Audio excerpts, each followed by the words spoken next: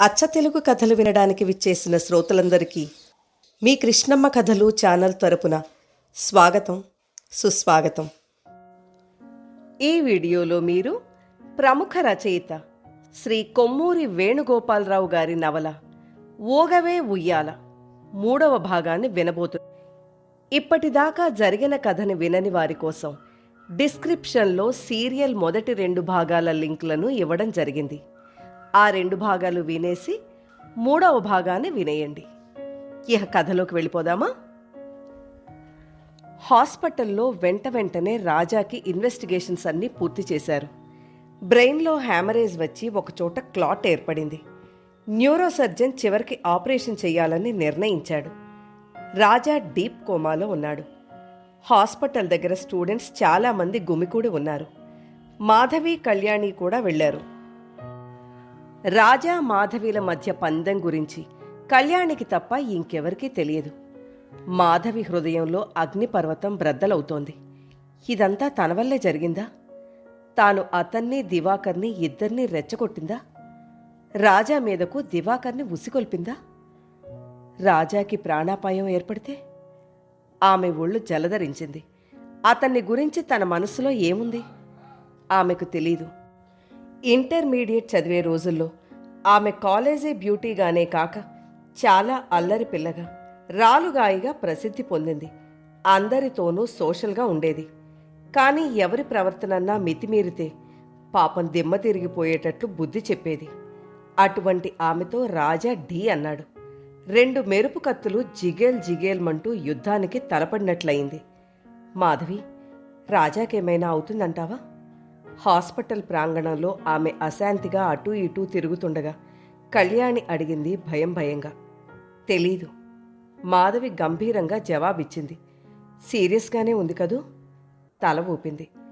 మాధవి, నీకు భయం వేయడం లేదు? మాధవి నవ్వింది. విచిత్రంగా నవ్వింది.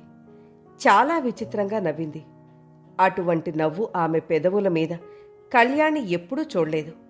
మాధవి అంతరంగంలో జరుగుతోన్న సంఘర్షణ ఆమె లేత ఊహకి అందదు. కళ్యాణికి ఏడుపొచ్చింది. అతనికి, ఆ రాజాకేదైనా జరిగితే తాను బ్రతికుండదు. ఎందుకు? అతనంటే తనకు అభిమానమని కాదు, అతనంటే తనకు ప్రేమని కాదు, అతనంటే తనకు శత్రుత్వం లేదని కాదు. అతని మరణం వల్ల తనలో గొప్ప ఫిలాసఫీ ఏర్పడి ఏదో మహా ఉపద్రవం జరిగిపోయిందని కాదు. మానవ ధర్మం కోసం రాజా బ్రతికుంటే ఆమె ఎంతైనా పగ సాధించగలదు. విగత జీవుడైన అతని మీద ఆమెకు కారుణ్యం, అర్పణ తప్ప ఇంకేమీ ఉండవు. రాజాకి ఆపరేషన్ జరుగుతోంది. అవకాశాలు 50-50. ఆ సంగతి డాక్టర్లు ప్రత్యేకంగా చెప్పక్కర్లేదు. అతని పరిస్థితి చూస్తే ఎవరికైనా తెలిసిపోతుంది. ఆపరేషన్ ఇంకో గంట ఉందనగా కారులో తెల్లగా పొడవుగా ఉన్న ఓ నడివయసు దాటిన ఆయనతో పాటు ఓ 10-15 ఏళ్ల కుర్రాడు వచ్చారు. స్టూడెంట్స్ అంతా ఆయన చుట్టూ గుమికూడారు. వాళ్ల మాటలను బట్టి తెలిసింది ఆయన రాజా తండ్రి అని. తెల్లగా, స్వచ్ఛంగా, పవిత్రంగా ఉన్నాడు. ఆయన ముఖంలో, కళ్లలో ఓ తేజస్సు ఉట్టిపడుతుంది. కుమారుని విషమ పరిస్థితిని గురించిన ఆందోళన ఆయన్ని కుంగద్రిస్తున్నట్లు కనిపిస్తున్నా ఒక నిగ్రహ శక్తి, అగ్నిపర్వతాలను దాచుకునే ఆత్మస్థైర్యం ఉన్న మనిషిలా హుందాగా ప్రవర్తిస్తున్నాడు. ఆ కుర్రాడు సుధాకర్ అని మాధవి అర్థం చేసుకుంది. వీలు చూసుకుని మాట అని ఆ కుర్రాన్ని దగ్గరకు పిలిచింది. వచ్చాడు. పెద్ద కళ్ళలో ఎంత మెరుపు, అమాయకత్వం. రాజా నీకేమవుతాడు అని అడిగింది. అన్నయ్య, నీ పేరు సుధాకర్ కదూ? అవునన్నట్లు తల ఊపాడు. ఓసారి ఆశ్చర్యంగా చూసి. అతనితో మాట్లాడిన తర్వాత ఆమె తెలుసుకోగలిగిందేమిటంటే వాళ్లది ఒంగోలు ప్రాంతంలో ఉన్న ఒక పల్లెటూరు. రాజాకి తల్లి లేదు. సుధాకర్ చిన్నప్పుడే పోయింది. రాజా తండ్రి అయిన సీతారామారావు గారికి ఒంగోలులో భారీ ఎత్తు వ్యాపారం ఉంది. ఊళ్ళో పొలాలున్నాయి. అవి చూసుకుంటూ ఒంగోలులోని వ్యాపారం చూసుకుంటూ పల్లెటూళ్ళలోనే ఉంటున్నాడు. రాజాకి తెలివొచ్చింది. ఒక్క నిమిషం అంతా గందరగోళం. తలలో 1000 సమ్మెట్లతో కొడుతున్నట్లు బాధ. కళ్ల ముందు చీకటి తెరలు, మసకగా ఏవేవో రూపాలు. బాధగా కళ్ళు మూసుకున్నాడు. ఏం జరిగింది? తానిప్పుడు ఎక్కడున్నాడు? లీలగా ఏవేవో దృశ్యాలు గుర్తుకొస్తున్నాయి. క్రికెట్ ఆడుతున్నాడు. పట్టుదలగా కసిగా ఆడుతున్నాడు. సెంచరీకి దగ్గరగా వచ్చాడు. బంతులు మీదకి లేస్తున్నాయి. ఎక్కడ లేని బలంతో ఓ సిక్సర్ కొట్టాడు. తర్వాత ఇంకో బౌన్సర్ వచ్చింది. తిన్నగా తల మీదకు లేస్తోంది. హుక్ చేద్దామని బ్యాట్ ఎత్తాడు. తర్వాతేదో జరిగింది. ఎలా ఉంది అని అడుగుతోందో కంఠం. అతనేం జవాబు చెప్పలేదు. ఏమీ తెలియడం లేదు. రాజా, ఆర్ యు ఆల్ రైట్? కళ్ళు తెరు. కమాన్, లుక్ ఎట్ మీ. చాలా గంభీరమైన కంఠం ప్రేమగా శాసిస్తున్నట్లు పిలుస్తోంది. మళ్ళీ కళ్ళు విప్పాడు. డాక్టర్ గారు ఏప్రాన్ వేసుకుని తెల్లగా దేవతలా గోచరిస్తున్నాడు. చిరునవ్వుతో పలకరిస్తున్నాడు. కొద్దిగా తెలుస్తోంది. ప్రక్కన ఇంకో 2 డాక్టర్ సిస్టర్స్ కనిపిస్తున్నారు. తాను హాస్పిటల్లో ఉన్నాడు. ఏం జరిగింది? తలకేమైనా దెబ్బ తగిలిందా? కదలబోయాడు. నో, కదలకు. You are able to hear, is it not? తలూపాడు. కానీ తలంతా ఏవేవో బంధనాల మధ్య బిగించి వేసినట్లు అనిపించింది. అర్థం కాలేదు. Okay, take rest. మళ్ళీ కళ్ళు మూసుకుని నిద్రలో పడిపోయాడు. క్రమక్రమంగా అన్నీ తెలిసాయి. తలకి బలమైన గాయం తగిలింది. ఆపరేషన్ జరిగింది. చాలా సీరియస్ అయింది. కానీ తాను బ్రతికాడు. తండ్రి అతని ప్రక్కనే ఉంటున్నాడు. సుధాకర్ అన్నయ్య మంచాన్ని విడిచిపోవడం లేదు. స్టూడెంట్స్ అంతా వస్తున్నారు, పోతున్నారు. అతని కళ్ళు ఎవరికోసమో వెతుకుతున్నాయి. ఆ మనిషి కనపడ్డం లేదు. డాడీ అని పిలిచాడు. ఏమిటి రాజా? తండ్రి ఒంటరితనం అతనికి తెలుసు. ఆయన ఎంత దయామయుడో, తామంటే ఎంత ప్రాణమో అతనికి తెలుసు. డాడీ, నాకేం పర్వాలేదు. నేను బాగానే ఉన్నాను. ఆయన తల ఊపాడు. ఇహ నాకేం ప్రమాదం లేదు డాడీ. అక్కడ మీకు చాలా పనులుంటాయి. It's all right my boy. Don't worry about all those things అన్నాడు ఆయన. ఆయన కామర్స్ పోస్ట్ గ్రాడ్యుయేట్. విద్యార్థులు వస్తూనే ఉన్నారు, పోతూనే ఉన్నారు. కానీ అతనికి కావలసిన మనిషి కోసం కనులు అస్థిమితంగా కదులుతూ నిరీక్షిస్తూనే ఉన్నాయి. 3వ రోజొచ్చింది మాధవి. పక్కన కళ్యాణి కూడా ఉంది. అతని మొహం వికసించింది. మీరు రారనుకున్నాను అన్నాడు సంతోషంగా. కానీ వస్తానని మీకు తెలుసు అంది మాధవి. తెలీదు, కానీ ఆశపడ్డాను. అనుకోని విధంగా ఈ పరిణామం జరిగింది సార్ అంది మాధవి. కానీ నాకు సంతోషంగా ఉంది. దేనికి? పందెం గెలిచినందుకు. మాధవి ఏమీ మాట్లాడలేదు. చాలా కష్టపడి అతని పందెం గెలుచుకున్నాడు. అతనెంత ప్రయాసపడ్డాడో ఆమెకు తెలుసు. ఆమె ముఖం కొద్దిగా ఎరుపెక్కింది. కానీ అంతలోనే మళ్ళీ మామూలు మనిషి అయింది. 2వ పరీక్షకు నేను రెడీగా ఉన్నాను. మీకు స్వస్థత చేకూరనివ్వండి. కళ్యాణికి వాళ్ళిద్దరి సంభాషణ ఆశ్చర్యంగా ఉంది. ఒకరు జీవన్మరణ సమస్య నుండి బయటపడ్డారు. ఆ జీవన్మరణ సమస్యకు కారణభూతమయ్యారు. అయినా ఇద్దరూ అది చాలా సామాన్యమైన విషయమైనట్లుగా మాట్లాడుకుంటున్నారు. కళ్యాణి గారు కులాసాగా ఉన్నారా? ఆమె తల ఊపింది. నన్ను క్షమించారా? ఏం చెప్పాలో తెలియక ఆమె బిక్కచచ్చిపోయి చూస్తోంది. నిజంగా నన్ను నమ్మండి. ఆనాటి సంఘటనకు నేను బాధ్యుణ్ణి కాదు. నాకు దాని గురించి ఏమీ తెలీదు. నన్ను గురించి మీరలా అనుకుంటున్నందుకు సిగ్గుతో కుమిలిపోతున్నాను. అతని ముఖంలో అంత వేదన కనిపిస్తోంది. మౌనంగా ఉండడం మినహాయించి ఏమీ జవాబివ్వలేకపోయింది. మరో 5 నిమిషాలు కూర్చుని ఇద్దరూ బయటకొచ్చేశారు. ఎదురుగా సీతారామారావు గారు కనిపించారు. ఎందుకో ఆయన్ని చూస్తుంటే ఎనలేని గౌరవభావం కలుగుతోంది. నమస్కారమండి అన్నది మాధవి అప్రయత్నంగా. ఏమమ్మా, మీరు మా అబ్బాయి క్లాస్మేట్సా అన్నాడాయన. జూనియర్స్ మండి. మీ రాజా మాకు బాగా తెలుసు. ఏం జరుగుతుందోనని భయపడ్డానమ్మా. కానీ ఏ అదృష్టమో వాణ్ణి కాపాడింది. మళ్ళీ తలకు బలమైన గాయమేమీ తగలకూడదన్నారు డాక్టర్లు. మాధవి ఏమీ మాట్లాడలేదు. మీదే ఊరమ్మా? విజయవాడండి. మీ నాన్నగారేం చేస్తారు? మా నాన్నగారు లేరండి, చిన్నప్పుడే పోయారు. అయ్యో, మా అమ్మగారు కూడా లేరండి. అక్కా బావల దగ్గరే ఉంటున్నాను. ఎవరమ్మా మీ బావగారు? ఆయన పేరు ప్రతాప్ అండి. సినిమా డిస్ట్రిబ్యూషన్ కంపెనీ ఉంది. వీలున్నప్పుడల్లా వస్తుండమ్మా. తెలిసిన నలుగురు కనిపిస్తూ ఉంటే వాడికి కాస్త ధైర్యంగా ఉంటుంది. అలాగేనండి అని ఇద్దరూ కదిలారు. మాధవి, ఇప్పుడు నీ మనసులో ఏముంది అని అడిగింది కళ్యాణి దారిలో. ఏమీ లేదు, రాజా గురించి. అవును, రాజా గురించే. ఇంత జరిగాక ఎంత జరిగింది? అదే, నీ కోసం, నీ ప్రేమ కోసం అతను మృత్యుముఖంలోకి వెళ్ళొచ్చాక. అది కాకతాళీయం. అలా జరుగుతుందని ఎవరూ అనుకోలేదు. అంతేనా అంది కళ్యాణి నిరాశగా. ఆమె అనుకున్న జవాబు లభించలేదు. మరి ఇంతలో దివాకర్ ఎదురుగా వచ్చాడు. హలో, ఎలా ఉంది మన తడాఖా అన్నాడు హుషారుగా. ఏడ్చినట్లుగా ఉంది అంది మాధవి. ఆమెకు నిజంగా అతనంటే అసహ్యంగా ఉంది. దెబ్బతిన్నాడు.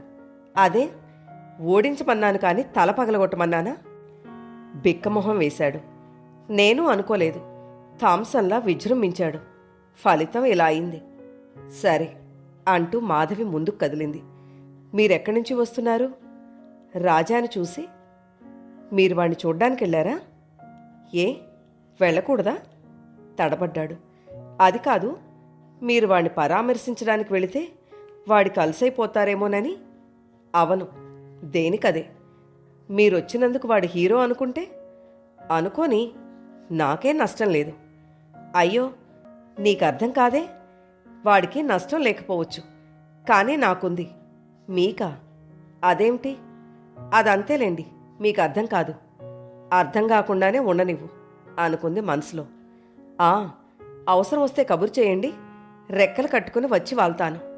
సరే. కొన్నాళ్ల తర్వాత ఓ ఆదివారం మాధవి విజయవాడ వచ్చింది. సాయంత్రం ఓ ఫ్రెండ్ ఇంటికి వెళ్ళి కాసేపు మాట్లాడి తిరిగి ఇంటికి వెళ్తుంది.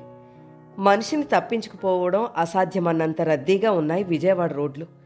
ఫస్ట్ షోలకు వెళ్లేవాళ్లు, మ్యాట్నీలు చూసి ఏదో ఘనకార్యం చేసినట్లు అలసటగా వచ్చేవాళ్లు, ఏదో పని ఉన్నట్టు హడావుడిగా నడిచిపోయేవాళ్లు, మనుషుల్ని తప్పించుకుంటూ అవస్థపడుతూ వెళ్లే చిన్న కార్లు, ప్రాణాలు పోతే ఎంత ఆఫ్టరాల్ అన్నంత నిర్లక్ష్యంగా మీదకొచ్చే రిక్షావాళ్లు, రోడ్డంతా సొంత సొమ్మైనట్లు, ట్రాఫిక్ అంతా జామ్ అయినా చీమ పాకినట్లు కూడా లేకుండా చలించకుండా రోడ్డు మధ్య ఆపు కూర్చునే సిటీ బస్సుల వాళ్ళు. పక్కనే ఏదో ఆగినట్లయింది. తల తిప్పి చూసేసరికి స్కూటర్ మీద కూర్చొని ఒక కాలు నేలకు ఆనించి రాజా. హలో, ఎంత విచిత్రంగా కలిశారు? నాకు విచిత్రంగానే ఉంది. సంతోషంగా లేదా? నిజం చెప్పమన్నారా, అబద్ధం చెప్పమన్నారా?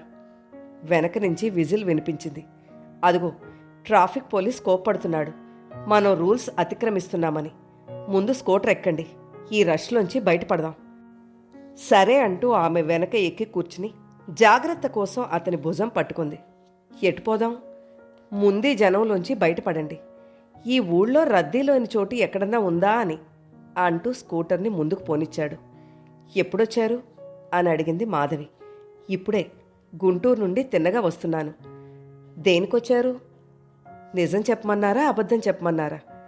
అబద్ధం ఎప్పుడో ఎమర్జెన్సీలో వాడుకుందాంలేండి. నిజమే చెప్పండి. మిమ్మల్ని చూడడం కోసం రావాలనిపించింది. వెంటనే స్కూటర్ ఎక్కి వచ్చేశాను. మా ఇల్లు తెలియదుగా. మీరెలాగైనా హఠాత్తుగా కనిపిస్తారని నా సిక్స్త్ సెన్స్ చెప్పింది. అంతరాత్మ ప్రబోధించిందన్నమాట. ఎలా ఉన్నారు?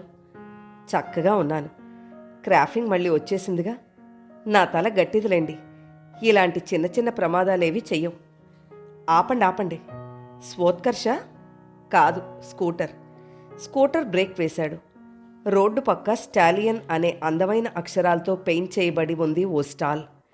ఖరీదైన అద్దాల తలుపులు, ఆ అద్దాల వెనక నుంచి రంగురంగుల క్రోటన్స్, వాటి మధ్య ఆర్టిస్టిక్గా మలచబడ్డ శిలాకృతి కలిగిన ప్లాస్టర్ ఆఫ్ ప్యారిస్ విగ్రహం, నీటిలో తడిసిన స్త్రీమూర్తి.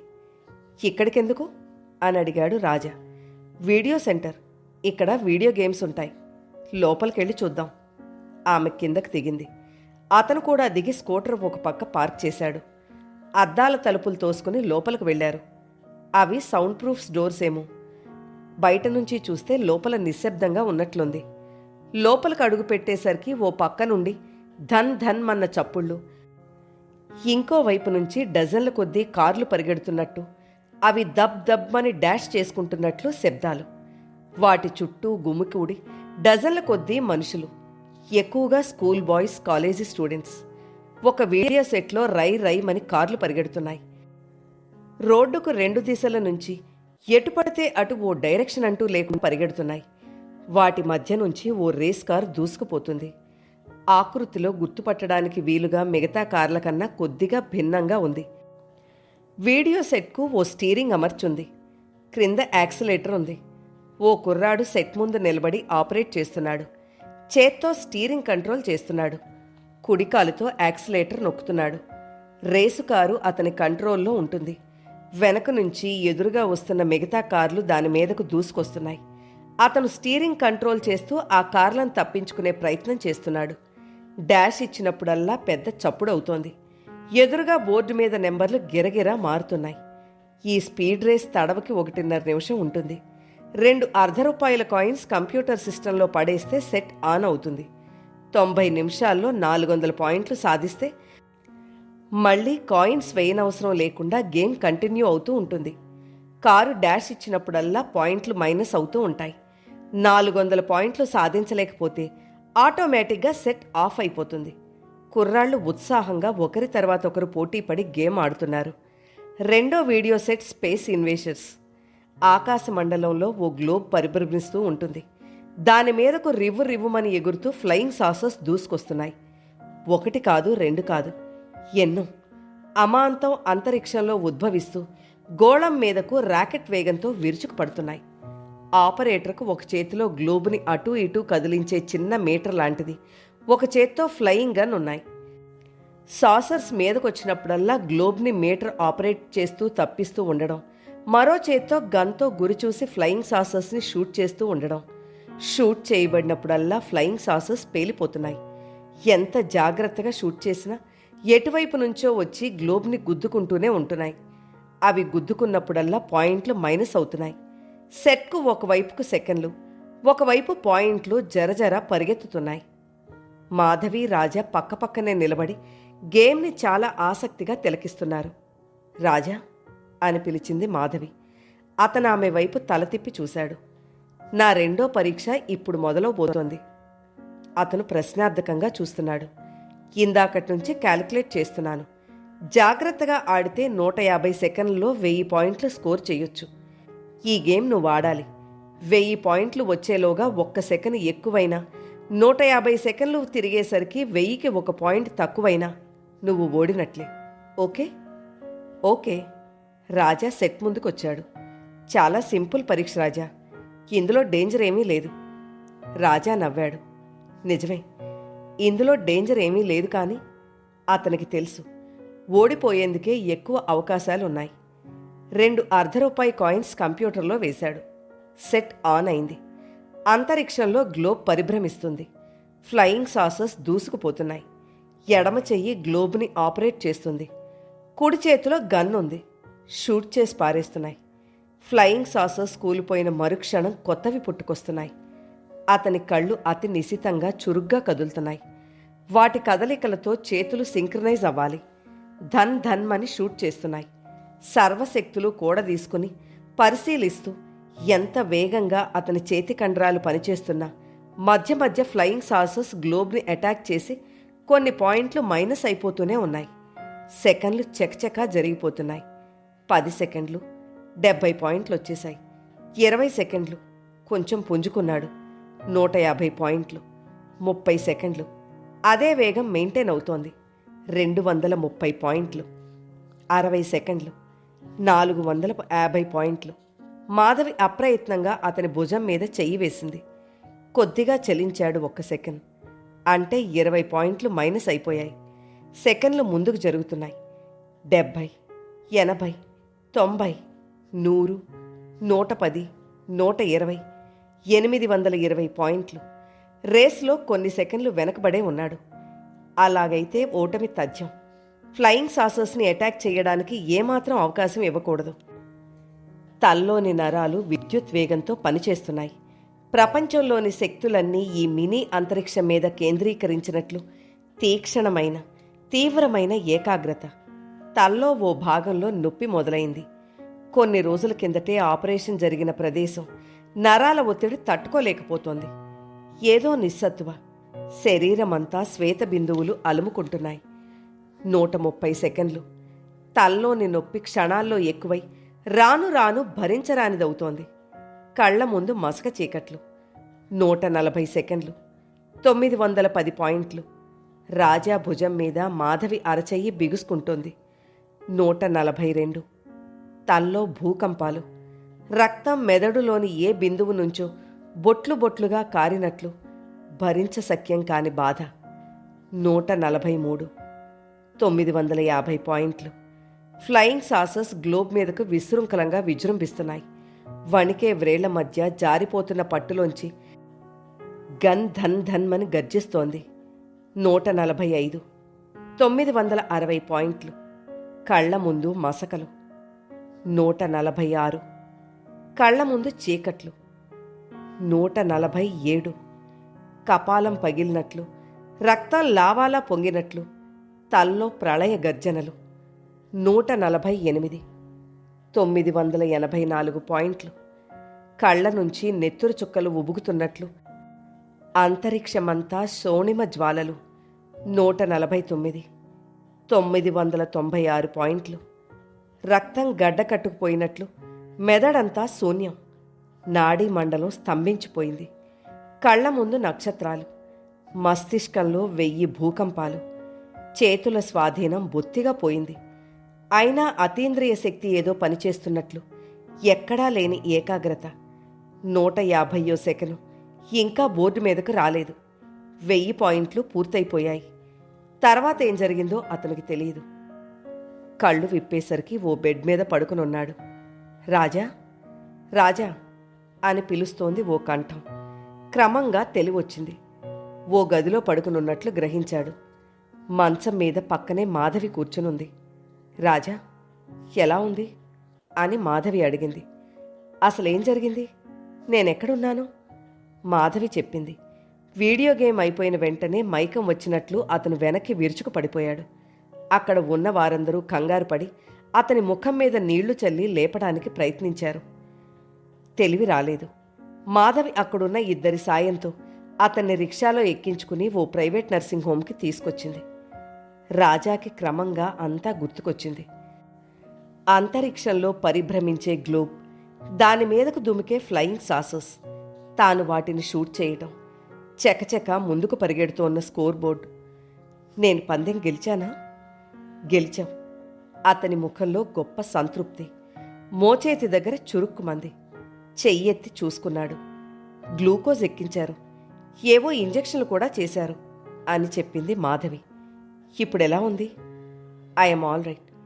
గేమ్ ఆడుతున్నప్పుడు కాన్సంట్రేషన్ చేయడం వల్ల భయంకరమైన తలనొప్పి వచ్చింది. ఇప్పుడేం లేదు అంటూ లేచి కూర్చున్నాడు. నా స్కూటర్ ఎక్కడుంది అని అడిగాడు. ఇక్కడే ఉంది. అక్కడున్న అబ్బాయిలు తీసుకొచ్చారు. రాజా రిస్ట్ వాచ్ చూసుకున్నాడు. 10 దాటింది. మై గాడ్, ఇక్కడ ఎంతసేపు పడున్నాను? వెళ్ళిపోదాం. కాదు, నీకొంట్లో బాగోలేదు. ఓ, బాగానే ఉంది. ఇటీవలే ఆపరేషన్ జరగడం వల్ల అతని తలలోని నరాలు ఒత్తిడిని తట్టుకోలేకపోయాయి. కానీ ఇప్పుడెలా సర్దుకుందో గాని చాలా ఫ్రెష్గా ఉంది. రూంలోకి డాక్టర్ వచ్చాడు. ఎలా ఉంది అని అడిగాడు. ఇందాక కొంచెం కళ్ళు తిరిగాయండి. Now I'm all right doctor. I think I can go అన్నాడు రాజా. ఆయన ఇంకోసారి పరీక్ష చేసి పర్వాలేదు వెళ్ళొచ్చునని చెప్పాడు. బిల్లు ఆఫర్ చేయపోతే మెడికోస్ అని తెలిసి తీసుకోలేదు. ఆయనకు థ్యాంక్స్ చెప్పి ఇద్దరూ బయటకొచ్చారు. శుక్ల పౌర్ణమి కావడం వల్ల పండు వెన్నెల కాస్తోంది. పద, మీ ఇంటి దగ్గర దింపి వెళతాను అంటూ స్కూటర్ స్టార్ట్ చేశాడు. ఆమె క్షణం పాటు సంకోచిస్తూ నిలబడింది. ఏ, మీ ఇంట్లో ఏమైనా అనుకుంటారని భయమా? దాన్ని గురించి కాదు. నన్ను దింపాక ఒక్కడివే 20 మైళ్ళు ఈ రాత్రి వేళ స్కూటర్ డ్రైవ్ చేసుకుంటూ వెళ్తావా? మరేం చేయను? పోనీ నువ్వు కూడా జతరా? అమ్మో అమ్మో, ఇంత హఠాత్తుగా ఏం చెప్పిరాను? పోనీ ఒక పని చెయ్యి, మీ ఇంటికి తీసుకెళ్ళి తెల్లారేదాకా మీ ఇంట్లో ఆతిథ్యమియ్యి. మాధవి ఇంకోసారి అమ్మో అంది. అందుకని పోదాం, స్కూటర్ ఎక్కు. ఆమె మౌనంగా ఎక్కి కూర్చుంది. స్కూటర్ కదిలింది. ఆమె అతని భుజాలు పట్టుకు కూర్చుని ఎటు పోవాలో డైరెక్ట్ చేస్తోంది. ఇంట్లో ఏం చెప్తావు? ఆ విషయం గేటు తీసి లోపలికి వెళ్తూ ఆలోచిస్తాను. ఇప్పటినుంచే బుర్రపాడు చేసుకోవడం దేనికి? ఈ జనరేషన్ ఆడపిల్లవ అనిపించావు. ముందు ముందు ఇంకా అనిపిస్తాను. 5 నిమిషాలు గడిచాక ఇదిగో ఇక్కడే అంది. అధునాతనంగా కనపడుతున్న ఓ బిల్డింగ్ ముందాగారు. విశాలమైన ఆవరణలో పెద్ద మేడ, చుట్టూ అందమైన డిజైన్తో ఉన్న ప్రహరీ గోడ, గదుల లోపల లైట్లు వెలుగుతున్నాయి. ఆమె స్కూటర్ దిగాక 3వ పరీక్ష ఎప్పుడు అని అడిగాడు. 3వ పరీక్ష వద్దు. ఏ? నువ్వు ఓడిపోతే లేనిపోని కాంప్లికేషన్స్ వస్తాయి. అందుకని అటూ ఇటూ కాకుండా చివరిదాకా ఇలాగే కంటిన్యూ చెయ్యొచ్చు. చివరిదాకా అంటే ఎప్పటికీ? ఎప్పటికీ అంటే? ఆమె ఆలోచించింది. తెలీదు అంది. కానీ అటూ ఇటూ కాకుండా మనకి మనం అర్థం కాకుండా ఉండడం నాకు ఇష్టం లేదు. ఏదో ఒకటి తేలిపోవాలి. చెప్పు, 3వ పరీక్ష ఎప్పుడు? సరే, నా విషయం తెలుసుగా, సడన్గా పెడతాను. సరే, నా విషయం కూడా తెలుసుగా, ఎంత సడన్గా చెప్పినా స్వీకరిస్తాను. స్కూటర్ స్టార్ట్ చేశాడు. Good night. Good night. Scooter కదిలింది. రాజా, జాగ్రత్త. అతనికి వినిపించిందో లేదో 1-2 క్షణాల్లో కనుమరుగైపోయాడు. కొంచెం సేపు అక్కడి నుంచి కదల్లేనట్లు ఆ వెన్నెల వెలుగులో ఆమె అక్కడే నిలబడిపోయింది. మనకి మనం అర్థం కాకుండా ఆమె పెదవుల మీద చిరుహాసం ఉదయించింది. అందులో చిలిపితనం ఉంది, అల్లరి ఉంది, అగాధం ఉంది, పోల్చుకోగల ఆడపిల్ల హృదయం ఉంది. నాకు నేను అర్థమయ్యాను రాజా. కళ్యాణి పడుకునే మంచం విరిగింది. ఎన్నిసార్లు కంప్లైంట్ చేసినా హాస్టల్ అధికారులెవరూ పట్టించుకోవడం లేదు. అందుకని మాధవ్ మంచం మీద చేరి ఆమె పక్కనే పడుకుంటోంది. జరిగిందంతా చెప్పింది మాధవి. మాధవి, నాకు భయంగా ఉంది అంది కళ్యాణి. ఏం? నీకు ఆటగా ఉంది గాని చివరికిది చెర్లాట అవుతుంది. అంటే ఏం జరుగుతుందని? అతను 3వ పరీక్షలో కూడా నెగ్గితే? నెగ్గడు అంది మాధవి ఖచ్చితంగా. ఒకవేళ నెగ్గితే? నెగ్గడు అంది మళ్ళీ ఖండితంగా. కళ్యాణి ఏమీ మాట్లాడకుండా మెదలకుండా ఊరుకుంది. ఆ రాత్రికి కళ్యాణికి కలొచ్చింది. మాధవి రాజాకి పాతాళ గుహలోకి వెళ్ళి రావడం లాంటిదో, కత్తుల బోన్లోకి నడిచి రావడం లాంటిదో భయంకరమైన పోటీ పెట్టింది. అష్టకష్టాలు పడి జీవితంతో పోరాడి రాజా ఆ పోటీలో నెగ్గి యువతలకొచ్చాడు. ఒళ్ళంతా దుమ్ము కొట్టుకుని ఉంది. జుట్టు రేగి ఉంది. కళ్ళు ఎర్రబడి ఉన్నాయి. బట్టలు నలిగి ఉన్నాయి. మాధవి దిగ్భ్రాంతితో అతని వంక చూస్తోంది. ఆమె దగ్గరకొచ్చి, పందెంలో గెలిచాను, నిన్ను గెలుచుకున్నాను, ఇప్పుడెలా తప్పించుకుంటావు? రా అన్నాడు. అతని కంఠం కర్కశంగా ఉంది. నేను రాను అంది మాధవి మొండిగా. రావు? ఎందుకని రావు? నేను రాను, నా ఇష్టం. నీ ఇష్టమా అంటూ మీదకొచ్చి ఆమెను ఒడిసి పట్టుకున్నాడు. ఆమె పెనుగులాడుతోంది. అతన్ని గిల్లి గిచ్చి నానా బీభత్సం చేస్తోంది. అయినా అతని పురుషత్వ బలం ముందు ఆమె శక్తి ఎంతకూ సరిపోవడం లేదు. ఆమెను భుజాల మీద వేసుకుని ఎక్కడికో వెళ్ళిపోతున్నాడు. కళ్యాణి కెవ్వుమని అరిచింది. కళ్ళు తెరిచేసరికి తాను మాధవి ప్రక్కనే ఆమె మీద చెయ్యి వేసి పడుకునుంది. కలలోనైతే కేక వేసింది కానీ ఆ కేక ఆమె గొంతు దాటి బయటకు రాకపోవడం వల్ల మాధవికి నిద్రాభంగం కలగలేదు. కలలోని దృశ్యాలన్నీ గుర్తుకొచ్చి కళ్యాణికి ఏడుపొస్తోంది. పక్కకి ఒత్తిగిలి మాధవి ముఖంలోకి చూసింది. నిర్మలంగా నిశ్చలంగా నిద్రపోతోంది. ఎంత అందంగా ఉంది! నిద్రలో విడి విడనట్లు ఉన్న ఆమె పెదవులు అరవిచ్చిన మొగ్గల్లా ఉన్నాయి. ఆ పెదవుల మీద మృదువుగా చుంబించి మళ్ళీ పక్కకి జరిగి మామూలుగా పడుకుంది. కొన్నాళ్ల తర్వాత మాధవి సెలవులకని ఇంటికొచ్చింది. ఓ సాయంత్రం 4ంటికి ఏమీ తోచక అలా ఏ స్నేహితురాలింటికైనా వెళ్ళి తిరిగొద్దామని బయలుదేరబోతోంది. మధు అని పిలిచింది ఆమె అక్కయ్య సత్యవతి గదిలోంచి. ఏమిటక్కయ్యా అంటూ మాధవి వెనక్కి తిరిగి గదిలోకొచ్చింది. సత్యవతి మంచం మీద పడుకునుంది. ఒకనాడు అందగత్తె అయితే అయి ఉండొచ్చు, కానీ నేడా అందమంతా హరించుకుపోయి శరీరం శుష్కించిపోయి అస్థిపంజరంలా ఉంది. ఎక్కడికి అని అడిగింది. ఊరికినే, అలా బయట తిరిగొస్తాను. మధు, నేను. ఆమె ఏదో చెప్పబోయి ఆగిపోయింది. ఆమె కళ్లల్లో ఎప్పుడూ నీళ్లు తిరుగుతూనే ఉంటాయి. ఈవేళ ఏమీ కొత్త కాదు. అక్క అంటే మాధవికి పంచప్రాణాలు.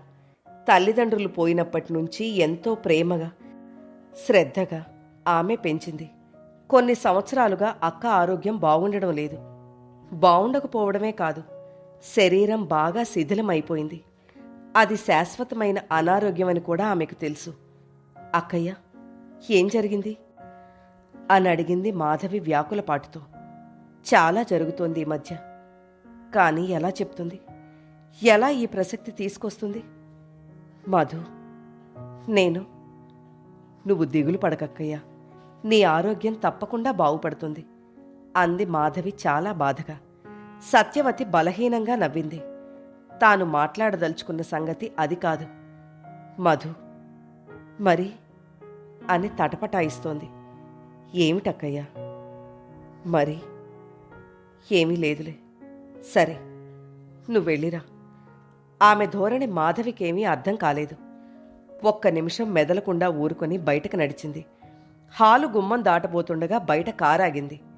ప్రతాప్ కారు దిగి లోపలికొచ్చాడు. అతనికి 40 ఏళ్లకు పైగా ఉంటాయి. ఎత్తుగా, బలంగా, చామన ఛాయిగా ఉంటాడు. ఎర్రటి కళ్ళు. సరిగ్గా మాధవి మెట్లు దిగుతుండేసరికి ఎదురుగా వచ్చాడు. ఎక్కడికి అన్నాడు చనువుగా భుజం మీద కొడుతూ. ఫ్రెండ్ ఇంటికి. కారు తీసుకెళ్ళకూడదు? వద్దులే బావా, కాసేపు నడవని. మళ్ళీ ఎన్ని గంటలకొస్తావు?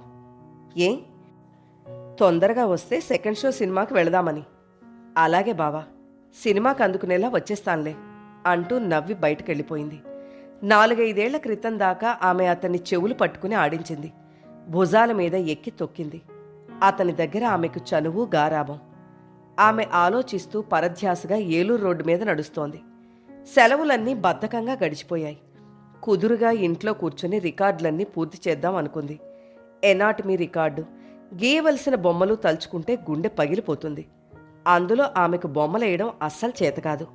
డయాగ్రామ్స్ అంటే మొదట్నుంచి తలనొప్పి. హలో! ఏదో వింత అనుభూతికి గురై తల తిప్పి చూసింది. రాజా. ఎప్పుడొచ్చావు?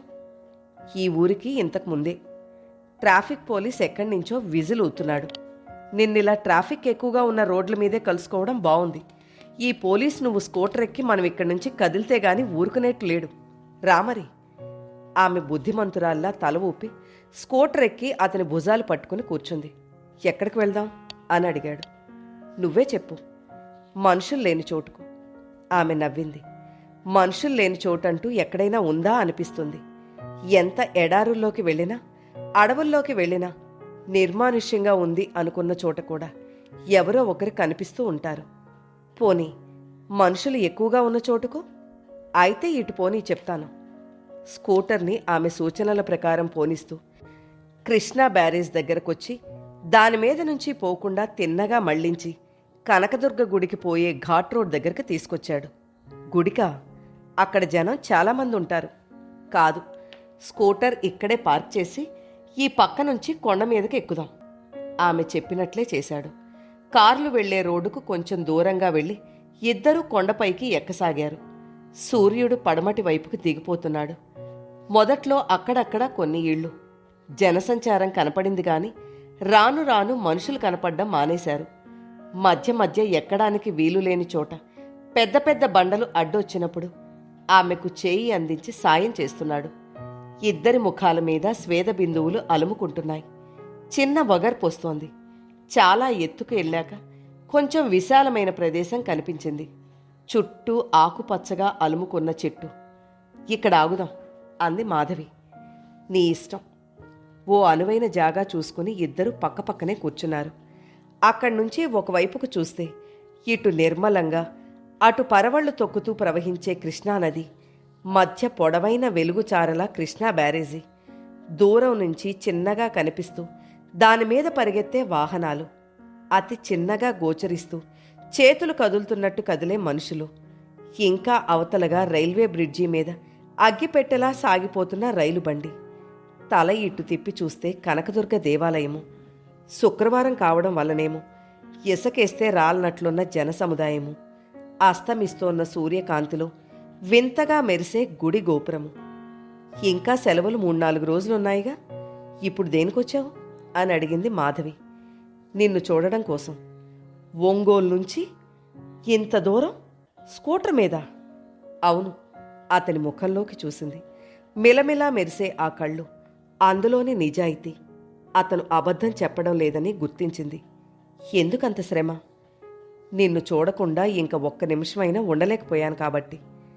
అతని మాటలు ఏవేవో ఆలోచనలు రేపుతుండగా సుదూరంలో కనబడుతున్న పెద్ద పువ్వు కేసి అప్రయత్నంగా చూస్తోంది. ఆ పుష్పం పేరేమిటో తెలియదు. అక్కడ ఎలా పుట్టుకొచ్చిందో తెలియదు. అస్తమించే సూర్యకాంతిలో మరింత అందంగా, అద్భుతంగా ఉంది. కొండ మీద ఈదరిన కాకుండా లోయలాంటి ప్రదేశానికి అటువైపు నుండి ఇటుకేసి వంగిన ఓ కొమ్మకి పూచి. ఆ దృశ్యం నేత్రపర్వంగా ఉంది. మాట్లాడవే అంది పరధ్యాసగా. ఇంకెన్నాళ్ళు? దేనికి? నీ 3వ పరీక్ష కోసం ఎదురు చూడ్డం. ఆమెలో ఓ చిలిపి ఆలోచన ప్రవేశించింది. ఇంకెన్నాళ్ళో ఎదురు చూడనక్కర్లేదు అంది ఓ నిర్ణయానికొచ్చి. ఎప్పుడు? ఇప్పుడే. ఇప్పుడేనా? అవును, ఇప్పుడే. ఏమిటో చెప్పు అన్నాడతను ఉత్కంఠతతో. ఆ పువ్వు చూశావు కదూ అంది చెయ్యి చాపి చూపిస్తూ. అటుకేసి చూశాడు. అది నాకు తెచ్చివ్వాలి. అతని కళ్ళలోకి ఓ కొత్త మెరుపు వచ్చింది. ఓ సింతేనా అంటూ లేచి నిలబడ్డాడు. ఒక్కసారి ఆమె కేసి చూసి ఆ అంచుకు వెళ్ళాడు. మరుక్షణంలో మాధవి చేయమన్న పని ఎంత అసాధ్యమో అతనికి బోధపడింది. లోయలాంటి ప్రదేశానికి అవతలి అంచున వంగిన కొమ్మను అందుకోవాలి. ఆ కొమ్మని ఇటువైపు వంచాలి. ఆ పువ్వును కొయ్యాలి. అతను చేతిని ముందుకు జాచాడు. ఆమె కుతూహలంగా చూస్తోంది. అతను కొండ అంచున నిలబడ్డాడు. ఆమె ఆసక్తిగా తిలకిస్తోంది. అతను వెనక ఆలోచించలేదు. ముందు కొంగాడు. ఆమె ఆసక్తి ఆశ్చర్యంగా మారింది. ఇంకా ముందు కొంగాడు. ఆమె ఆశ్చర్యం భయంగా మారింది. ఇంకా ముందుకు. గుండె దడదడమని కొట్టుకుంటోంది. పెదవులు తడారిపోతున్నాయి. రాజా అని పిలుద్దామనుకుంటోంది. కానీ ఆమె పిలుపు గొంతు దాటి ఇంకా యువతలకు రాలేదు. అప్పటికే జరగవలసిన ఉపద్రవం జరిగిపోయింది. అతను నిలువునా గాల్లో కొంగాడు. అతని చేతులు కొమ్మని తాకాయి. కానీ పాదాలు గాల్లోకి లేచిపోయాయి. రాజా అంటూ వెర్రికేక వేసింది మాధవి. పాదాలు నేల మీద లేవని గ్రహించిన మరుక్షణంలో అతను కొమ్మను పట్టుకున్నాడు. కానీ అతని బరువుకు కొమ్మ ఆగలేదు. పెళపెళమంటూ విరిగి కిందకు జారింది. ఆ కొమ్మతో పాటు రాజా కూడా కిందకు జారిపోయాడు. అతనిప్పుడు కొమ్మని పట్టుకుని అగాధమైన లోయలో వ్రేళ్లాడుతున్నాడు. కొండలో పాతుకుని ఉన్న కొమ్మలో బలం గబగబా తగ్గిపోతోంది. అతని బరువుకు ఏ క్షణాన్నైనా పూర్తిగా ఊడిపోయి అతనితో పాటు అగాధంలోకి కూలిపోయేలా ఉంది. రాజా! మాధవి! జీవితం చివరి ఒడ్డున వేలాడుతోన్న అతను జవాబిచ్చాడు. కొమ్మ మరికొంచెం వంగింది. ఆమెకేమి చేయడానికి పాలుపోలేదు. ఒక్క క్షణం మెరుపులా ఓ ఆలోచన తాకింది. అంతే. ఇహ ఉపేక్షించలేదు. త్వరగా కట్టుకున్న చీర విప్పేసింది. లోయకు ఇటువైపున బలమైన చెట్టు ఉంది. చీరె ఒక అంచు ఆ చెట్టు మొదట్లో గట్టిగా ముడేసింది. రెండో అంచు కిందకు విసిరేసింది. రాజా, ఇది పట్టుకో. అతను చెయ్యి చాపాడు. చీర కొన అందింది. దగ్గరకు లాక్కుని గట్టిగా పట్టుకున్నాడు. సరిగ్గా అదే సమయానికి అతను వ్రేలాడుతున్న కొమ్మ పూర్తిగా విడిపోయింది. కొండ నుంచి అతను చప్పున కొమ్మను వదిలేసి రెండో చేత్తో కూడా చీరను పట్టుకున్నాడు. మాధవి ఊపిరి బిగబట్టి చూస్తోంది. అతను చీర సాయంతో కొంచెం కొంచెం పైకొస్తున్నాడు. చీర అతని బరువును ఆపుతుందా? మధ్యలో చిరిగిపోతే? నిశ్చేష్టితంగా అలానే చూస్తూ నిలబడింది. క్రమక్రమంగా పైకొస్తున్నాడు. ఇంచుమించు చివరికొచ్చి పట్టు దొరక్క మళ్లీ వెనక్కి జారిపోతుంటే తెలివి తెచ్చుకుని చెయ్యి అందించి బలవంతా ఉపయోగించి అతన్ని బయటకు లాగేసింది. రాజా పూర్తిగా పైకొచ్చేశాడు. ఆమెకు అభిముఖంగా నిలబడ్డాడు. అతని ఒళ్ళంతా కొట్టుకుపోయి అక్కడక్కడా రక్తం చెమ్ముతోంది. ముఖం వడలిపోయి కళ్ళు కాంతిని కోల్పోయి యుద్ధంలో పరాజితుడైన సైనికుడిలా గోచరిస్తున్నాడు. ఎదురుగా నిలబడి తనకు తాను అర్థం కాకుండా చలిస్తూ చల్లగా జవాబిస్తూ అతన్నే చూస్తోంది మాధవి. మాధవి చేతులు ముందుకు జాచాడు. అనుకోకుండా ముందుకు జరిగింది. మరుక్షణం ఆ చేతుల్లో ఉంది. మాధవి, మాధవి అతని చెంప ఆమె చెంపను రాసుకుంటోంది. అతని ముఖం ఆమె ముఖంలో దాక్కుంటుంది. కానీ ఆ కాసిని క్షణాల్లో ఆమె అర్థం కానితనం నుంచి అర్థం చేసుకునే స్థితికొచ్చింది. చల్లని జ్వాల యథాస్థానాన్ని పొందింది. అతన్ని మృదువుగా విడిపించుకుంది. చెట్టుకు కట్టి ఉన్న చీరను ఊడతీసి మౌనంగా కట్టుకుంది. ఆమె మౌనం అతనిలో ఏదో భయాన్ని మేల్కొల్పింది. మాధవి, రాజా, నువ్వు పరీక్షలో ఓడిపోయావు. అంటే అంటే నేను నేను I'm sorry Raja, good bye. అతని జవాబు కోసం ఎదురు చూడకుండా ఆ మసక చీకట్లో కొండ మీద నుంచి కిందకు దిగిపోసాగింది. ఇలా ఎందుకు చేసింది? అసలు తన మనసేమిటి? అంతరాంతరాలలో ఏముందో తనకు తెలుసు. కానీ తను భద్రంగా దాచుకున్న నిర్ణయానికి భిన్నంగా తన మనసుకే విరుద్ధంగా ఇలా ఎందుకు మాట్లాడుతోంది? అది తన స్వభావమా? ఒకప్పుడు అతనంటే ఏర్పడిన కశ? తొందరగా బయటపడతామన్న స్త్రీ హృదయపు బింకమా? ఈ సమస్యకు ఓ స్పష్టమైన స్వరూపం ఇవ్వకపోతే బావుండునన్న సందిగ్ధావస్థ. హలో! రోడ్డు మీద జనసందోహంలో సంఘర్షణతో నలిగిపోతూ నడుస్తోన్న మాధవి ఉలిక్కిపడింది. ప్రక్కనే స్కూటర్ ఆగినట్లయింది. కానీ ఆ గొంతు రాజాది కాదు. తల త్రిప్పి చూసింది. ఎక్కడ్నుంచి అని అడుగుతున్నాడు దివాకర్ నవ్వుతూ. అతనెప్పుడొచ్చాడు ఈ ఊరు?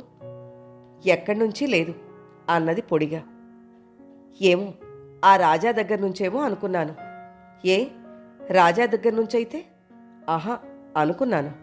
అవును, రాజా దగ్గర నుంచే. అయితే ఏమిటి? అతని ముఖంలోని నవ్వు మాయమైపోయింది. స్కూటర్ రోడ్డు మీద ఆపి ఒక కాలు నేల మీద మోపి మాట్లాడుతున్నాడు. అంత రద్దీగా ఉన్న రోడ్డు మీద ఎవరూ లేని ఏకాంత ప్రదేశంలో మాట్లాడినంత ఫ్రీగా మాట్లాడుతున్నాడు. అసలు రాజా అంటే నీకంత ఇదెందుకు అని అడిగాడు. నేను అతనితో ఇదిగా ఉంటే నీకంత అదెందుకు అని మాధవి ఎదురు ప్రశ్న వేసింది. అదా? అదంటే ఇందాక నువ్వు ఇది అంటే ఆ ఇదేమిటో నీ మనసుకు తెలుసు, ఆ అదన్నా ఏమిటో నీ మనసుకు తెలుసు. మాటకు మాట చెప్తున్నావే. ఉన్నమాటే అంటున్నాను గాని నేను ప్రశ్న అడుగుతాను, నిజం చెప్పు. ఆనాడు కళ్యాణి మీద అఘాయిత్యం చేసిందెవరు? నువ్వే కదూ?